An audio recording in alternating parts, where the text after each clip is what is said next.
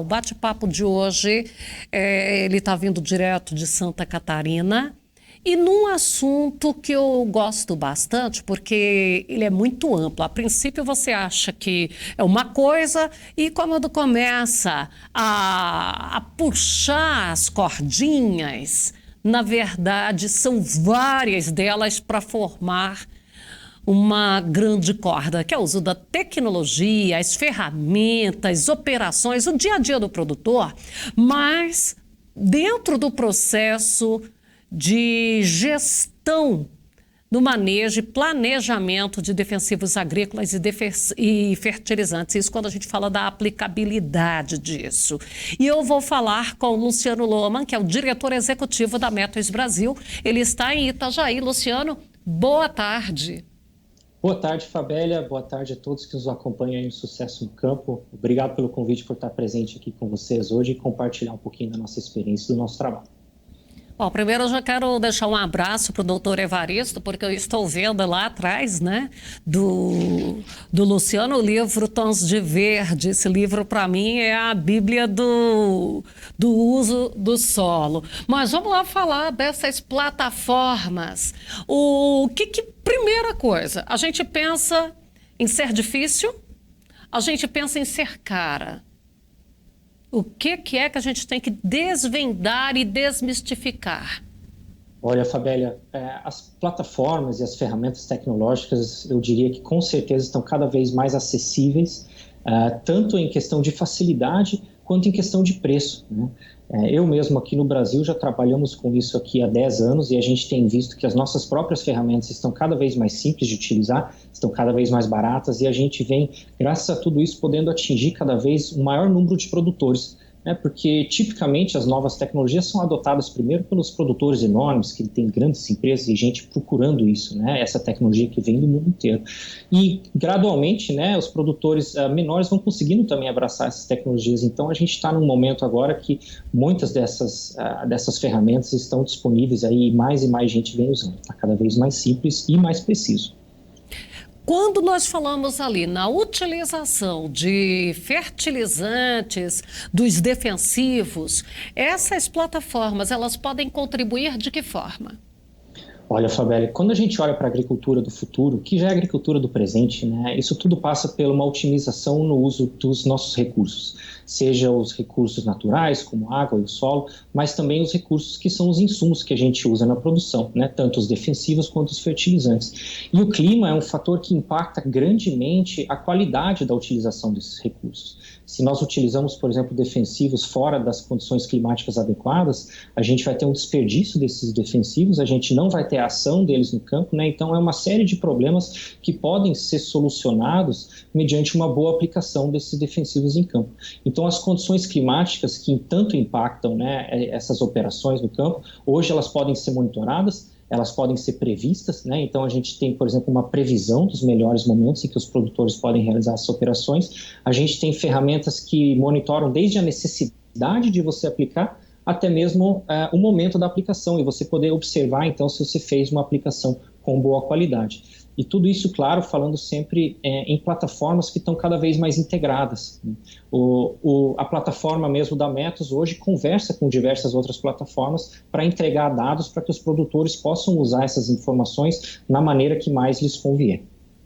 Esses dados, eles, como você falou aí, que uma plataforma conversa com a outra, eu não preciso lançar esses dados no sistema, ele já fica cruzado e, tipo assim, ele já busca aquilo ali e já me entrega um relatório?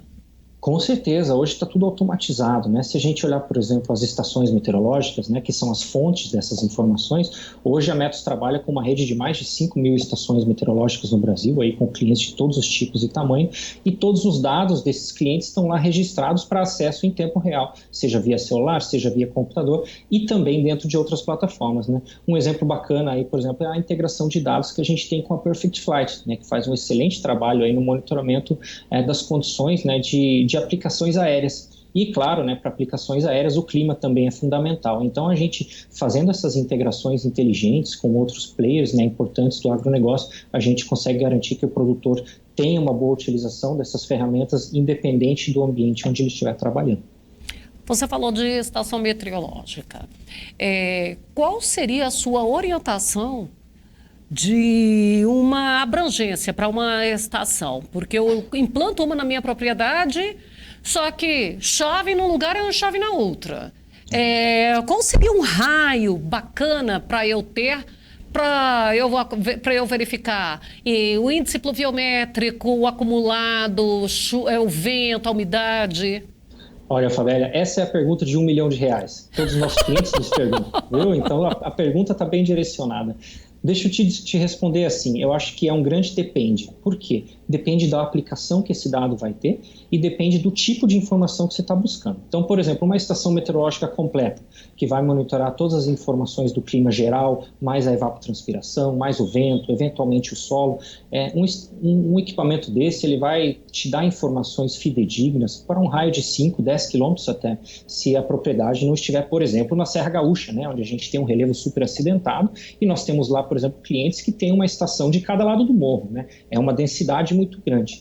Agora, para aplicações no geral, em que a gente precisa, por exemplo, conhecer as condições atmosféricas para aplicações ou para outras atividades em campo, uma estação meteorológica cobre bem aí um raio de 5 a 10 quilômetros, mas aí nós adicionamos a esse equipamento central pontos de monitoramento de chuva, porque a chuva é uma das variáveis atmosféricas que tem a maior irregularidade no terreno, né? A gente sabe que às vezes chove de um lado da cerca e não chove do outro lado, chove num lado do pivô e não chove no outro, né? Então, apesar de um equipamento ele ter um raio aí de abrangência grande para dados gerais, quando a gente fala em chuva, aí a gente aumenta essa densidade de monitoramento, podendo chegar aí a uma estação a cada 1.000 hectares ou a cada 200 hectares. Tudo depende, nesse caso também, da profundidade do bolso do produtor, né? O quanto ele está disposto a investir nisso, e não somente investir, mas o produtor ele tem que ter dentro da sua gestão, da sua operação, ele tem que ter a capacidade de absorver a tecnologia.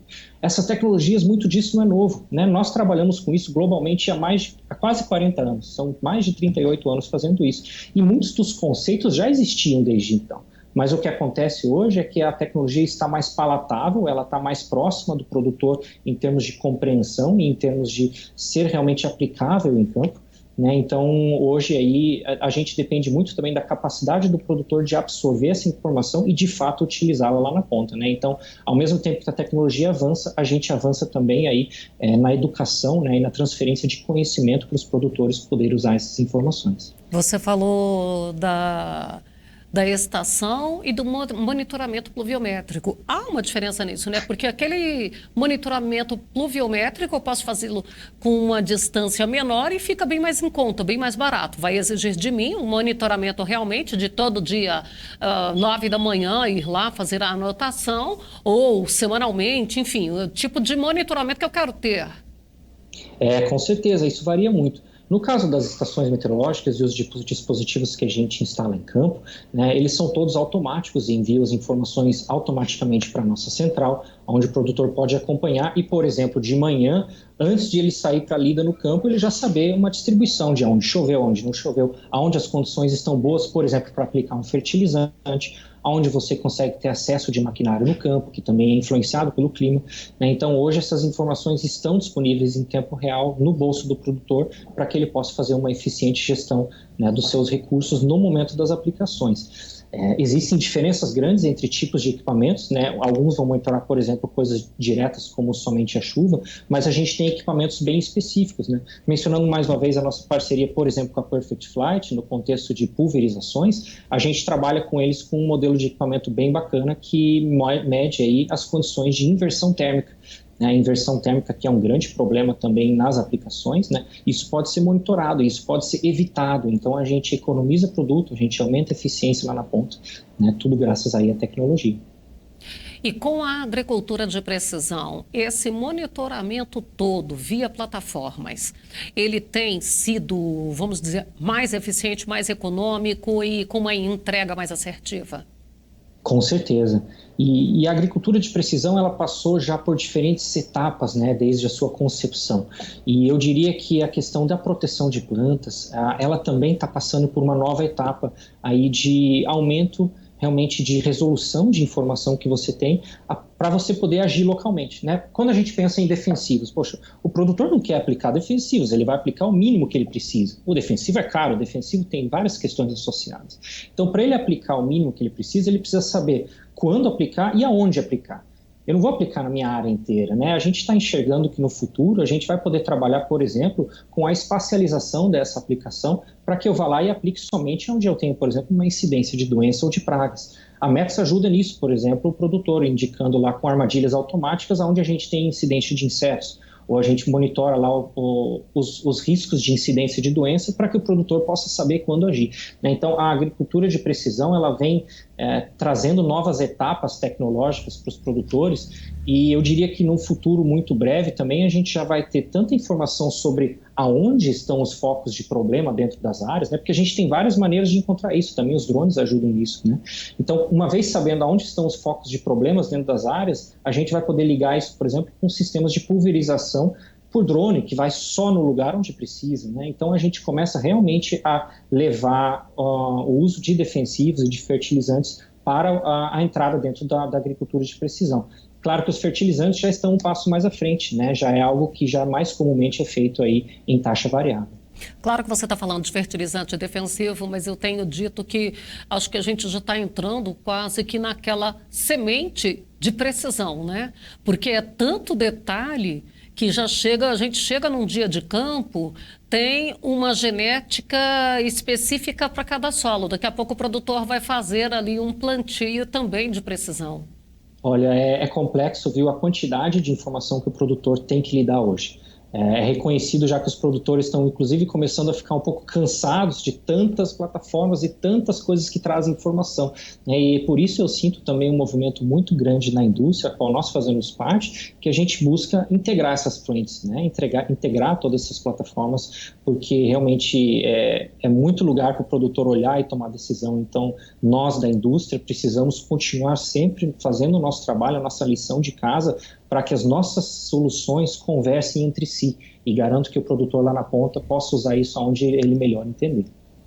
Bom, eu quero agradecer a sua participação conosco e a gente fica aí com o espaço aberto e a qualquer momento a gente também incomoda vocês aí buscando mais um bate-papo aqui no Sucesso no Campo. Show de bola, fiquem à vontade para nos contactar quando quiserem. Muito obrigado aí pela participação com vocês. Um abraço.